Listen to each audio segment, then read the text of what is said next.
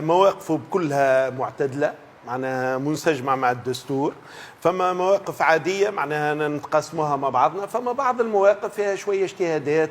هو يقول باش نقدم مبادرة تشريعية، يحب يبدل الدستور، يحب شوية قوانين، عنده مشكلة في تركيبة المجلس الأعلى للقضاء. فهمت؟ هذه اجتهادات وتقديرات. وقال هو كان قدم قانون للبرلمان، كان قبل البرلمان في بها ونعم، حتى بعلاقة بتعديل الدستور، لأنه تعرفوا يلزم الثلثين ويلزم موافقة الثلثين تاع المحكمة الدستورية. العملية مش سهلة، راهو تغيير دستور مش سهلة برشا. وبالتالي قال أنا معنا نحترم قرار مجلس النواب، ومجلس النواب يتحمل مسؤوليته. بالتالي بصفة عامة واضح في علاقة بقانون الدوارة. راهو نحب نذكر حتى المرحوم الباجي قائد السبسي في آخر مرة باش يمضي على التمديد في حالة الطوارئ قال آخر مرة، لأن اليوم قاعدين معناه نطبقوا في قانون هو الأمر 50 تاع 78 اللي هو غير دستوري بيتم معنى الكلمة. وضغطنا على الحكومة وجابت مشروع قانون لحالة الطوارئ ودرس في لجنة الحقوق والحريات وصادقوا عليه، وكنا باش نمروا للجلسة العامة وأنا عضو في مجلس نواب الشعب في مكتب المجلس، ولكن الحكومة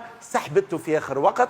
قالت أنا رانا مش قابل عليه، نحب نرجع نعمل له قراءة ثانية ونقدم بعض المقترحات، وكي لحد الآن ما فماش، وبالتالي وما رجعش لحد الآن. وبالتالي أنا في اعتقادي الرجل كان وجه رسائل طمأنة كبيرة للنخبة السياسية.